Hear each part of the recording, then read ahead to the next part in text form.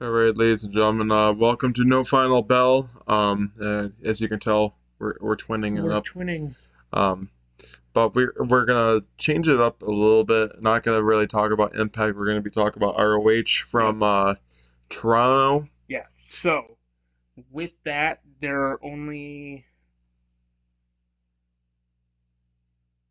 6 matches that we were able to see in Toronto, and then 5 that we weren't.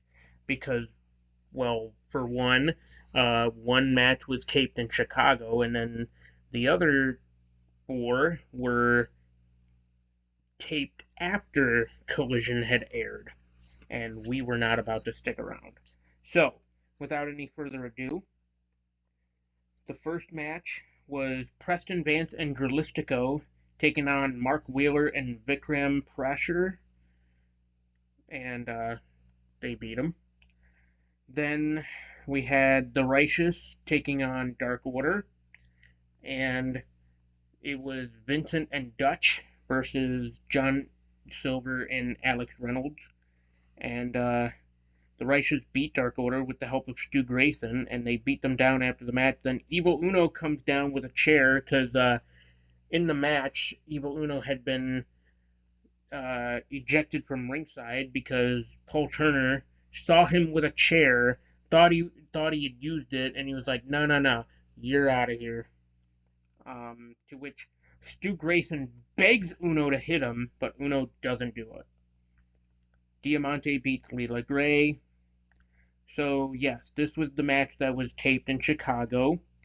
Um, a little bummed about that because it would have been nice to see Vikingo in Toronto. But regardless, Lucha Brothers, Commander, and Vikingo beat Gringo Loco, the Workhorseman, and Shane Taylor. Lee Moriarty and Big Bill beat Karu and Tariq. And then after the match, you saw Lee Moriarty hit the gritty. Um, this one was a bit of a surprise seeing it live. The Embassy took on LIJ, which was Hiromu Takahashi, Shingo Takagi, and Bushi for the Ring of Honor World Six Man Tag Team titles.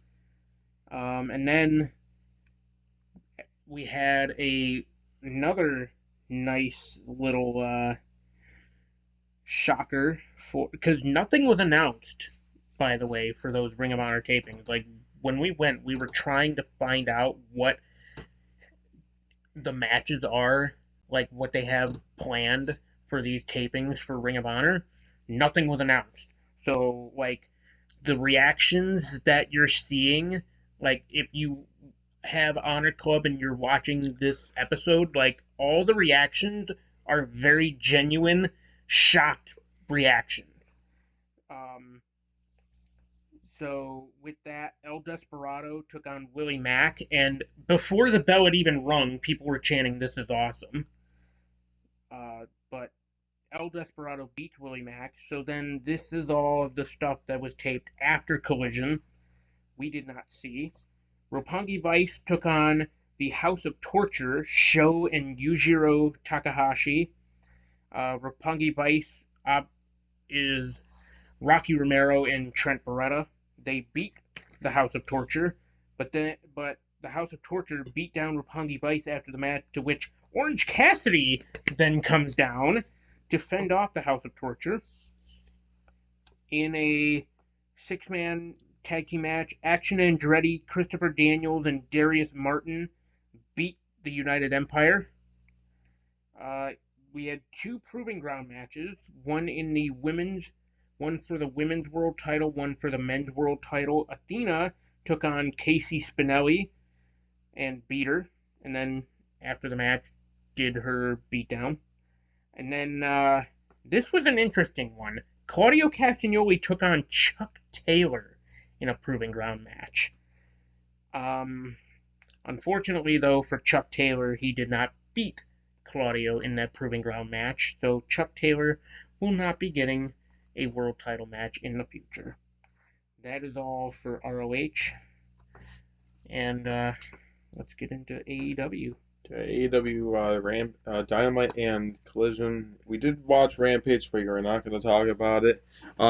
We start off with a pretty great back and forth contest between Tomohiro Ishii and Jon Moxley. A Yeah. very big slapping battle. And of course, it's not No, a Jon Moxley match hang on, without hang on. him bleeding. Well, yeah, but hang on. What I will correct you on is saying that it's a slap fest, because that's gonna. I don't like using that term, because a lot of, like, with all due respect, there was one person that we ran into in Toronto that that's what she categorized Forbidden Door as when she went, and she told us she's mainly a WWE fan, and she called the show a slap fest, and it Well, like, that term just kind of triggers me. this one, So. I mean, don't But get me this one is wrong. a justified slap fest. Yeah, this one, it started off that way and then, got a little bit more violent after the fact. You know, Tomohiro Ishii did headbutt Jon Moxley, I think, hard way, because how else did Moxley start bleeding after that? I think he got headbutted, like, for real, and they don't call him the Stone Pitbull for nothing. But honestly, Jon Moxley, after everything, beats Tomohiro Ishii, I think, with a submission match after a great back and forth contest to start off Dynamite. Of course, we know about the tag team. It's like a tag team eliminator tournament, but it's Are you talking about the blind tag team tournament? blind That's right. eliminator tag team tournament Mm-hmm. for the tag team titles? And then, of course, we know about MJF and Adam Cole, and of course, later tonight we're gonna have the former tag team of Keith Lee and Swerve Strickland facing off against Orange the Cassidy unlikely pairing of and Darby Allin. Yes. So, which they have teamed before. Yeah, and I think they could honestly win that match. It's interesting that it's two teams that have teamed before. Right. Although the dynamic is off because only they just hate the each one, other. Yeah, only just the one has won the tag team titles and the other has not. But now, like, it kind of makes you look at it now. I like the concept of the blind eliminator, because basically it pairs these teams together that may otherwise not have the best chemistry, right? Or maybe they have teamed before and they just need to work out their tag team chemistry, or hence what you would be seeing on a daily basis in WWE. Oh, sorry, did I go that route? Yes, I have. But just pairing random teams together for no absolute reason. Yeah, pretty much. But MGF wants to know if him and Adam Cole want to hang out together and then just be a couple bros, go in his car. Kind of sounds a little creepy if you're MJF. But Adam Cole says, yeah, sure, why not? I got nothing better to do. And then MJF makes Better Than You, Baby shirts, where Adam Cole doesn't seem like super impressed by it at all. But honestly, I'm not opposed to it. It looks pretty good, and I'd say is buy the shirt on. I was gonna say, I look at it this way: I want that shirt. No, I think the shirt I want is the Bullet Club Gold shirt. That looks pretty nice. But ultimately, I'm not opposed to it. I think that they can go far in the tournament. Do I think that they could get a chance after FTR? Yeah, I think so. I think that's what is ultimately going to happen. I think ultimately they're going to win it, get a title match, and then somehow Adam Cole is going to screw over MJF in the match. It's going to lead into a world title match at All In London in Wembley Stadium. What better way to book a world title match than having Adam Cole? Personally, I'm thinking he could honestly beat MJF in Wembley. That would be huge. Yeah, but I think because Adam Cole, I think is on the level of the devil, and honestly, I think he can take the world title off of MJF's. I think the plan is maybe not at All In, but maybe at All Out for Adam Cole and MJF, because I still think the big plan for All In is Mm. CM Punk versus MJF for the world title.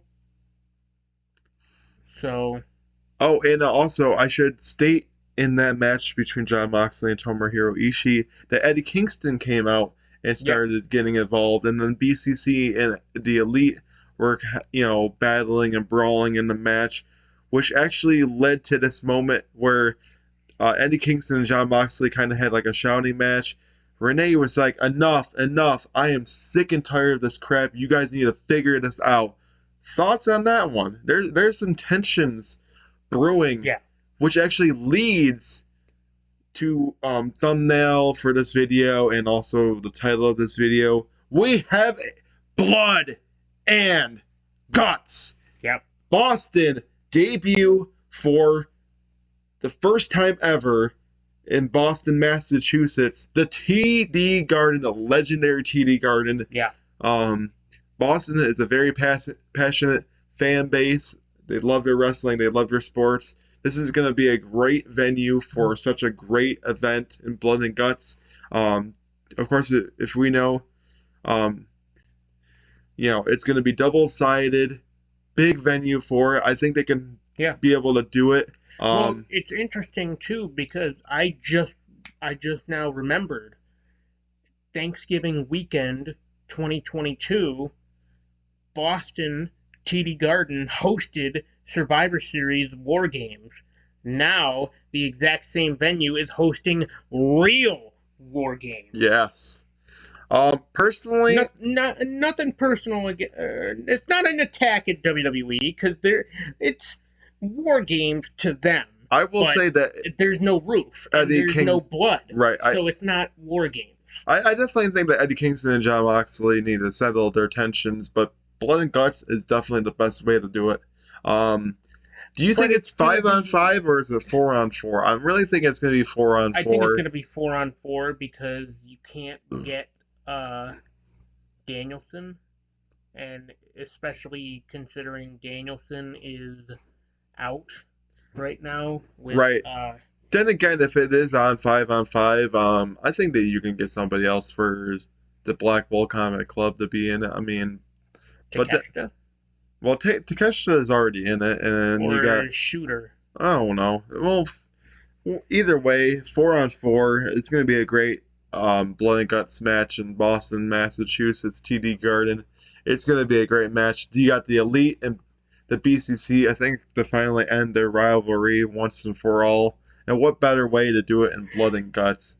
The biggest, bloodiest match you can have. Yeah. It's going to be a great night, July 19th. I wish I could be there. That would be cool to see live. Great. Maybe that could be on our bucket list. No Final Bell fans to go and see Blood and Guts live. That'd be cool.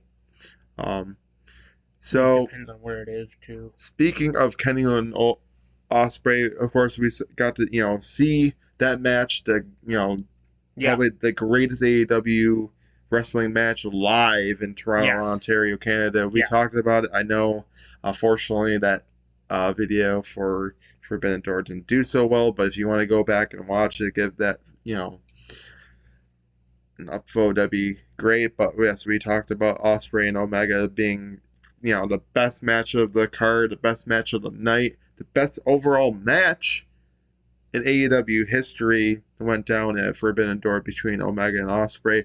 But looks like they're not done with their rivalry, as they want to run it back one last time, and they might know a place to finish it. Could it be All In London, Wembley Stadium? If that was to be announced, well, Ospreay and Omega 3, I think that's where you sell out Wembley Stadium for that match. I think if that was to get announced for All In Wembley, I think you sell more tickets, maybe 10,000 more tickets, honestly, because maybe those are two household names. Yeah. If you announce it, especially Ospreay being the big Englishman himself, I think the England native. I think that's what can honestly help it sell more tickets is if that match gets announced, which that would be huge. Yeah. And let me tell you something, that's when Kenny Omega should win.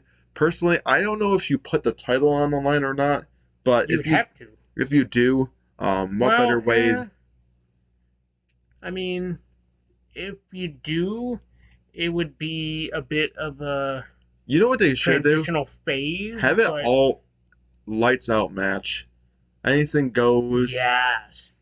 Like, Yeah. cause you So you then gotta that have way it you gotta have doesn't no rules for this last match between well, them. not to mention then it wouldn't go against either. I mean, granted, Osprey isn't signed to AEW, but it wouldn't go against like his record or Right. whatever. Like you definitely need this being a lights out match or something match. No, I'm not looking into that, exploding barbed wire death match. No, you gotta No, have a lights we out no match. we You we gotta we don't have need that match you gotta again. have a big match, and this needs to. If this is gonna be ultimately a match for All In, this needs to be the main event of the night. Yeah. Um, I will say, Forbidden Door really should have had that match as the main event. Nothing against Danielson and Okada, it still was a good match, but I don't think that is. Again, I'm Yeah, going to it state it didn't now. deserve the It main didn't event. deserve to be the main event, but we're going to continue going forward here. We have Orange Cat. Speaking of El Hijo del Vikingo, Yes. he actually teams up with Orange Cassidy and Keith Lee to face off against Matt Menard, Angelo Parker, and Daniel Garcia. I didn't realize that. Whatever. I didn't realize that You didn't realize how hard his nipples Daniel. were? Yeah, I didn't realize that Daniel Garcia threw out the challenge for it. He's like, I don't care if it's 1-on-1, 2-on-1, 3-on-1. I just want to take on, I think, Orange Cassidy itself. Well, it ended up Yeah. being a trios match on Dynamite, and after everything was said and done, I kind of figured I would, know the outcome. But yes, Orange Cassidy, El Hijo del Vikingo, and Keith Lee. Tell you what, El Hijo del Vikingo. It doesn't matter what he is on. He always shows up and puts on a great show. And he did it again in great fashion in this trios match. And I tell you, Tony Khan, I get it. He's got high. He's committed to AAA, but do what you can to sign this man. This man is like, Yeah. would be your future in AEW because he's just that damn good. Yeah. Yeah. We go on to another trios match, the Elite and the Dark Order. Yep. The Dark Order actually wanted this match against the Elite. The Elite threw out the challenge to anybody to face them, and the Dark Order's like, Yeah, to which hey, we didn't hear anything. You haven't talked to us. We haven't gotten any calls from you. And then he's like, is this a running joke? Is like the Dark Order's like, no, we want to fight you. We don't, we don't want, you're gonna turn your back on us. We want to fight you, and we want to beat you. And I tell you what, Dark Order came very close to being able to upset the Elite and here and Hamilton, Ontario, Canada. I tell you, man, Dark Order.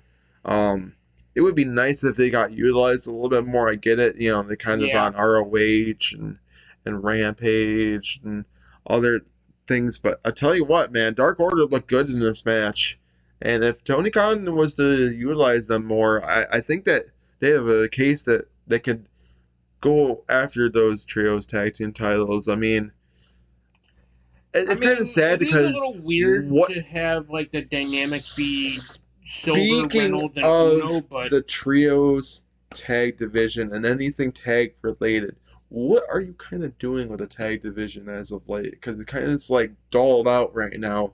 I think you need to ramp it back up and do something with those tag team titles, which I know there's an eliminator match on Collision is Bullet Club Gold versus FTR.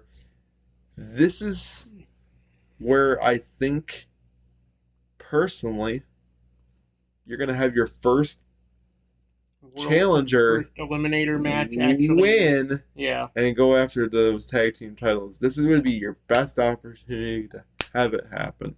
But we're going to get back on track here. We already kind of talked about it. We're going to, having... oh,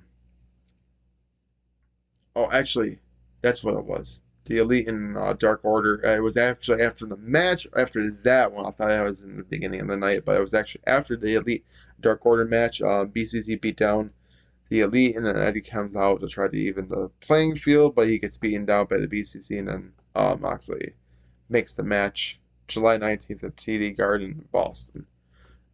So we already kind of talked about that, so we're going to go into the Jungle Boy Jack Perry promo here. He says the fans have ruined his song to the point that no one will ever listen to it again.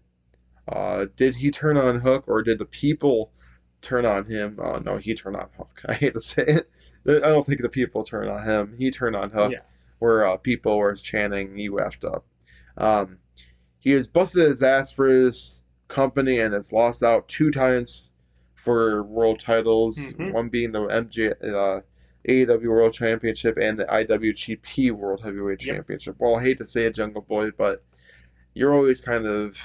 I mean, don't get me wrong, I think that he He'll could eventually be a singles world champion. material, just not right now. Not right now. Was sick and tired of Hook dangling his title around, which I guess. Got a point. It says he never needed the Hook. Jingle Hook was only special because of him. When he was in a tag team, he was world champion, which is true. Yep. Says Hook is a fraud and that the FTW title isn't even a recognized title in AEW, which is true. I mean, it's never been recognized. Hook, I don't think is a fraud. I mean, he is still got undefeated record, which is impressive. Ultimately, after everything is said and but Jack Perry says he will take the FTW championship from Hook and says he will beat the living shit out of him, and out comes Hook and starts chasing after the Jungle Boy. Personally, I think Jungle Boy could be the first one to actually give Hook a loss here. Possibly, but you left out one. Because I think you left out one detail from Jungle Boy's promo, is that he said he's still banging the hottest bitch in this entire place. Which, I mean, Anna Jay is hot. I don't think she's the hottest, but she's hot. Well, I just want to bring up Kyle Fletcher's response. He just simply said, "LOL, nah." He knows exactly how everybody else feels on the interwebs. But again, I think Jungle Boy Jack Perry could potentially be the very first one, and honestly, I think that he would benefit more from a victory against Hook than Hook being Jungle Boy. But then again, I think both men could benefit off of a win because you can push Hook into being like a star more after beating Jungle Boy. But then again, if Jungle Boy gets the loss here, what do you do with him going forward? I mean, he's kind of like, that's what I'm saying. I think he would benefit the most from a victory here. Hook is kind of like a, every now and then kind of guy that shows up. Jungle Boy is more of your consistent guy that's utilized a lot more than Hook is, so I think that he would benefit more from a win and push him into going back after the World Championship or something like that. So, this one, not really much to talk about. Ruby Soho faces off against Alexia Nicole, who is from Hamilton, Ontario, Canada. Beats her with a lockjaw, like she's ready, and then she's ready for her rematch against Britt Baker later tonight. And Ruby Soho says she will take her only chance at beating a 2-time woman, or at being a 2-time Owen Hart tournament winner. Thoughts on that one? It would be cool to see Ruby really actually going further in this tournament. I mean, she did get to the finals and lost to Britt Baker ultimately last year, but it would be nice for her to get revenge and beat Britt Baker. But ultimately, I mean, yeah, I think Britt's gonna do it. Britt Baker, and she'll probably get to the finals again. But I feel like she's ultimately gonna lose to Sky Blue if that's which is sad. But I still feel as though Sky Blue is gonna win the whole damn thing. Yeah, she could. I mean, they're riding that wave of momentum with Sky Blue. Right. I think that Sky Blue can certainly be the one to actually win it all for the women's side. So we got into our main event, which was crazy. Sting and Darby Allin face off against Sammy Guevara and Chris Jericho. In a tornado tag match. Yes.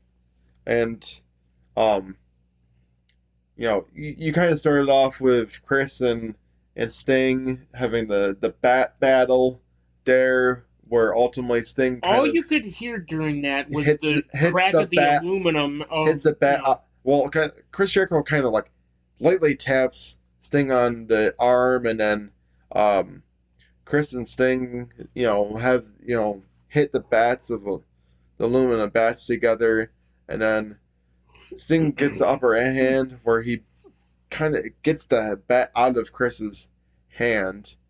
But man, it turned eventually pretty brutal there with Chris trying to get the Judas effect on Sting. Sting with the fortunate table spot, which those tables were way too far. Darby was originally going to be the one that was going to put Sammy through the tables and jump off the top of the ladder, which should have been that. But ultimately, if you were going to have Sting, you should have moved the tables a little bit closer, because the way that he kind of like flew and then barely hit the very first table, and kind of hit him in the mouth, made him bleed from the mouth, so he got injured from there. I almost thought it was maybe somehow like a rib injury, because this is the way that he like hit the table itself. Very well could have been. Well, not to mention, I didn't even think about this. Maybe he like chipped or even broke a tooth. He could have. Because I mean, that it was just a very dangerous spot for a 64-year-old man to do, especially when he doesn't do it very often. He's still. But let me tell you something. Legend. Sting is the fucking icon for a reason. Yeah. Because even at 64 years old, he went back in the ring, finished the fucking match, got the Scorpion Death Drop and the Scorpion Death Lock on Chris Jericho to get the victory, as Sting and Darby beat Sammy Guevara and Chris Jericho after a brutal tornado tag team match. Tell you what, Dynamite was pretty good, but I'll tell you what, Collision I think was even better here. Yeah. And I hate to say it, there almost seems like there's that gap of Collision being a little bit better than Dynamite as of late, and there's nothing wrong with that. We can make a case for it. Yeah. So we get to it's MJF having his very first wrestling debut on Collision. Well, he kind of easily beats Kip Morse, who is from Hamilton, Ontario, Canada. And then it says the Canadian crowd are crooks, and it says he was supposed to have off, but had to come to Hamilton. It says it's filled with the dumbest piece of trash he has seen. It says he will beat anyone that's from Hamilton and will put the title on the line. Then someone comes out, and Ethan Page, who I didn't realize he was from Hamilton, Ontario, Canada. Yeah. I mean, I knew he was Canadian. I just didn't realize he's from Hamilton. Then Ethan Page comes out and then smacks the mic out of MJF's hands, and says he doesn't know the level he can be on, and says his father has shown him to not listen to people like him. He says he's not a bare minimum bitch like MJF is. Says MJF is not his world champion. Says he's here for the company and the fans. Ethan Page wants MJF to put the title on the line, and then we get a world title match between Ethan Page and MJF. Man, Ethan Page. It was a very back and forth. Yes, it was. Too. And Ethan Page certainly showed a lot.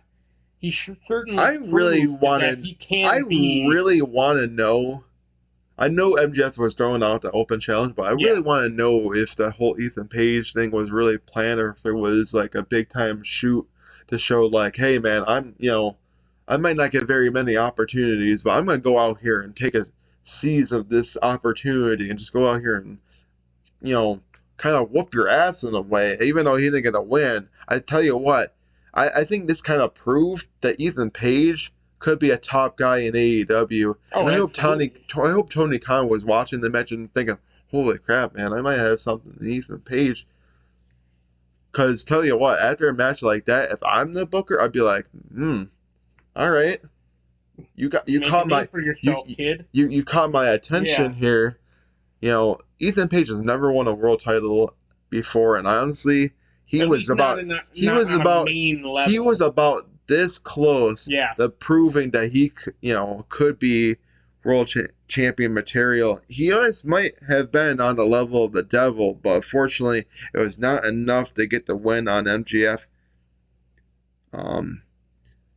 Here, I was shocked that MJF actually accepted that match. Oh, I know.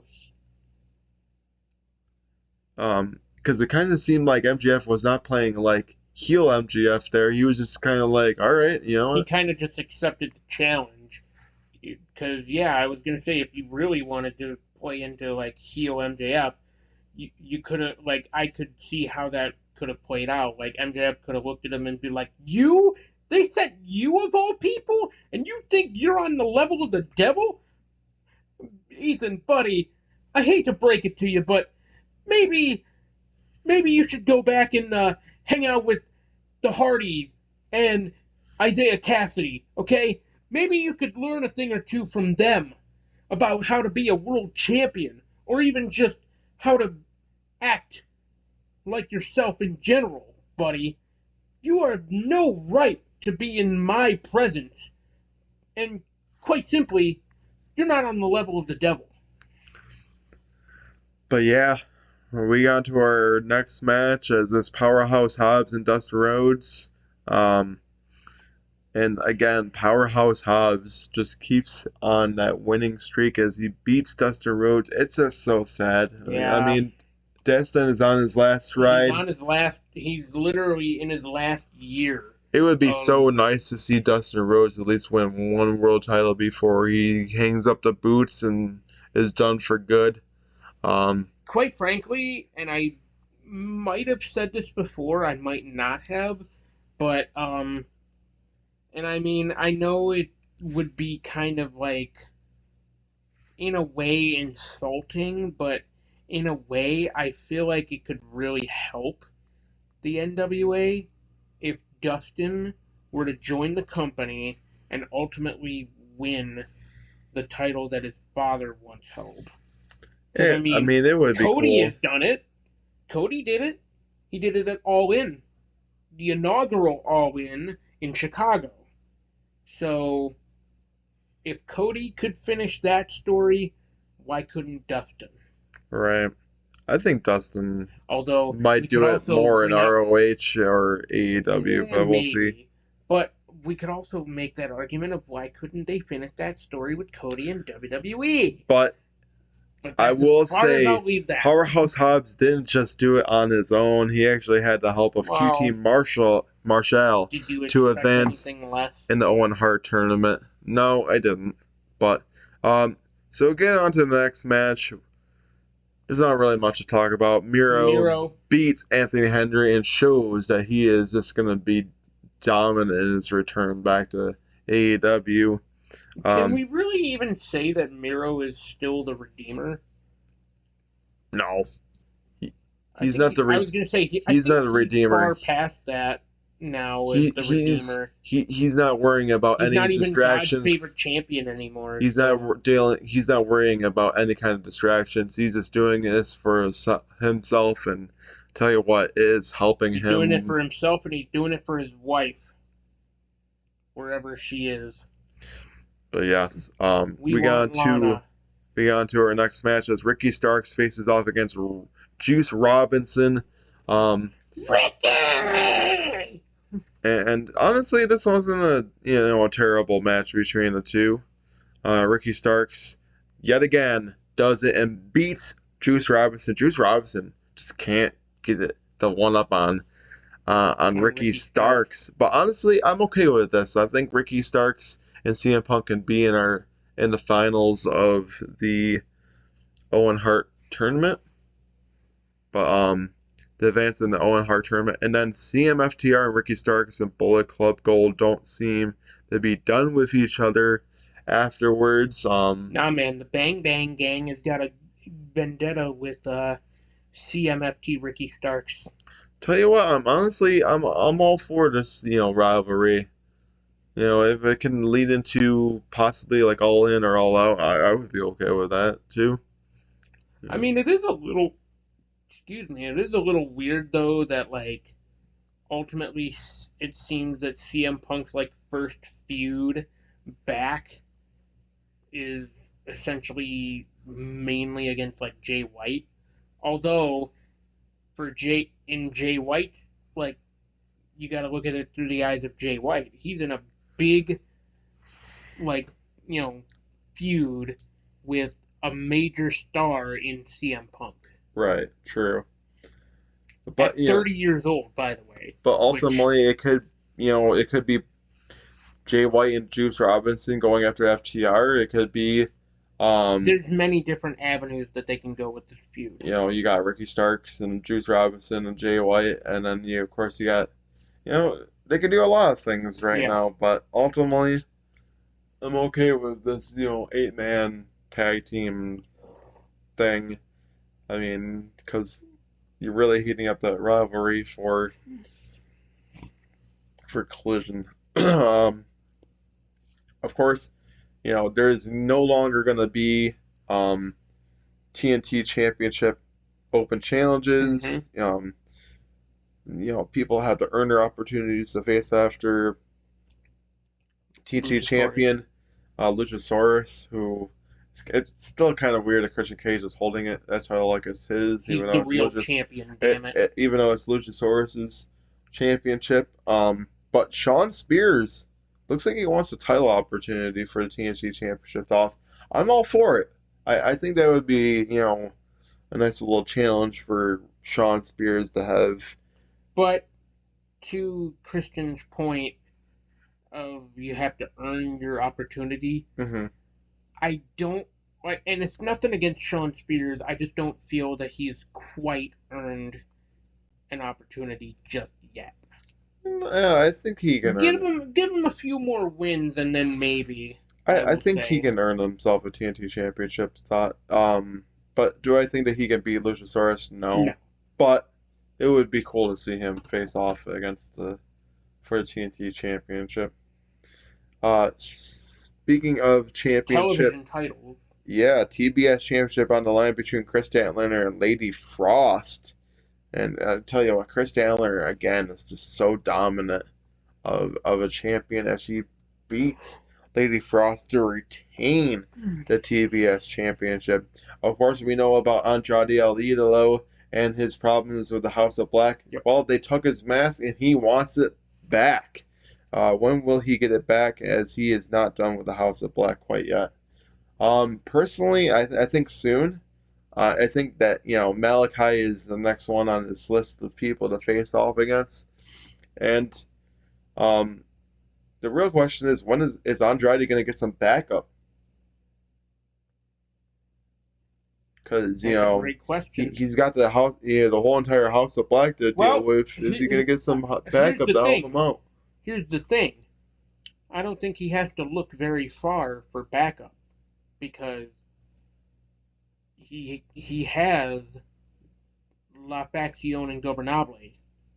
So he doesn't have to look far. He's got Roosh, Preston Vance, Dralistico. True.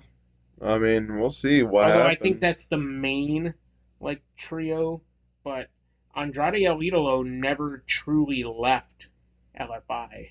So I really do think that Andrade can get his mask back, and I think it's going to be sooner than later. As I really do think that Andrade and Malachi would be a great match to have on Collision here. And honestly, who knows? It could happen on Saturday for all we know.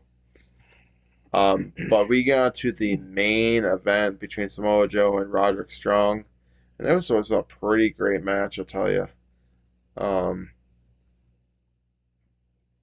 ultimately, it did come down to Honestly, I thought Roderick Strong could have, benefited from winning this. It just sucks that, Roderick Strong got signed to the company and really hasn't done a whole lot so far. But I mean, to be fair, it's personally, only been like what, a few weeks, personally, maybe I know even I a like Adam month or Cole, and I whatever. really do. I know he's got MJF to deal with. But personally, I think that you should have Roddy and Adam Cole team up and get involved in the tag team division. That would be personally really cool. But then again, I would like to see Adam Cole going after MJF for the world championship too. So I mean, I think it's that's got to tough. be the bigger picture right there. What MJF Adam and Cole and yes. MJF for the world title. Personally, that's kind of like the story that they're telling, that they really want the lead into that. However, I think also the story that they're doing is they're gonna win the tag team titles, but ultimately Adam Cole is still gonna look at it and be like, okay, yeah, these tag titles are cool, but that's still what I want, and like basically point at the world I title. don't think that they're gonna beat FTR for the tag team titles. It would be something though. I think that somehow MGF is gonna or Adam Cole is gonna screw over MGF in that match, and it's gonna lead into MGF will be like, "Hey man, what happened?" Hey, You, buddy, what happened? What happened out there? I thought we were buddy buddy. What's going on, man? so I think it's gonna And lead then into it'll basically be Adam Cole is like, look, Max, I never claimed to be your friend, and quite frankly, I was just using you to get closer to that. see. I don't mind AEW doing something like this, but again, I hate to keep on drawing towards WWE, but this seems too WWE-esque for my liking with everything with it. Which is, I mean, and it's not a bad thing because it kind of tells a story to lead into them facing off for the world championship, and it's not a bad thing at all. I like it. I like the direction that they're going in with it. Um, I'm all for it. But I think afterwards you should have CM Punk and MGF because ultimately in that bag, because who was it? Jay White wants to know what's in that bag, and he thinks it's his AEW World Championship. And honestly, I really think it is too. In that red bag, in that goodie bag, Mm-hmm. he states, I think it's his World Heavyweight Championship. And honestly, I think that he's got a strong case to say that, yeah, I think that's the World Championship that CM Punk never lost and had to relinquish. So personally, I would like for them to tell that story too with CM Punk and MJF. Like, hey Max, I got the real World Championship Mm-hmm. here. I want to fight you so I can be the rightful AEW World Champion. So I think that's what's going to be coming afterwards. I think MJF is going to retain at the at Adam Cole at All In, and then you have Well, CM Punk and MJF at All Out. did we get to the winner of the? But ultimately, Samoa Joe does beat Roderick Strong to advance in the Owen Hart tournament and will face off. Speaking of CM Punk, will face off against CM Punk. In an AEW ring? Yes. And also, what's interesting to note is that CM Punk has never beaten Samoa Joe. Yeah, well, we'll see what happens. CM Punk could win this match and advance into the semifinals of the tournament too. I think that's ultimately got to be like the crowning moment for CM Punk in that But match. afterwards, Samoa Joe attacked Strong after the match. Personally, might have hurt Strong, and then Adam Cole comes out to check I on think Roderick Strong. he choked him out, Hopefully right? Strong. Yeah, Yeah, he choked him out, and then or no, yeah, he choked him out, and then I think he kept attacking like the throat or whatever, the neck of Roderick, and yeah, and it then you know comes out to check on Roderick Strong. Hopefully Strong will be all right Is this mind games for Punk for Saturday? I think so. Because CM Yeah, Punk came out and checked out on him. I think this is mind games. He's trying to get in the mind of CM Punk here. Samoa Joe is nobody to take lightly in this match. CM Punk better be ready for the fight of his life. This stiff chops and stiff hits from yeah. Samoa Joe. This is gonna get brutal between these two men uh, on Saturday. So, ladies and gentlemen, this is going to conclude this episode of No Final Bell. Please make sure to follow us on social media at Tinkle Sports. Also, make sure to check out our channel on YouTube. It's Tinkle Sports Entertainment. Also, make sure to check out on Facebook Watch it for Out of Turn 4 and the show. I know we haven't been posting on Facebook Watch as of late, but we'll make No, sure to I'm get back sorry. on that track. We don't just have this show. This show is Wednesday, usually Wednesday at 5, but we also have Out of Turn 4 Tuesday at 5 on this is on hiatus, and right now yes, Sunday Morning Tinkle is currently on hiatus. Even though I think there's still much more to talk about with NBA. Free agency has been crazy. Kyrie staying with the Dallas Mavericks. Um, the free agency overhaul has been absolutely insane. I wish I could um, talk to you guys about it on Sunday Morning Tinkle, but I know Brian's not a big basketball fan. But there's been a lot that's been going on with it. It's crazy. If you want to hear my reactions, I can probably make like a live video or something like that and just go over my reactions about everything free agency wise. But it's been crazy. But ultimately, thank you for watching this video. We'll see you in the next one. Goodbye, everyone.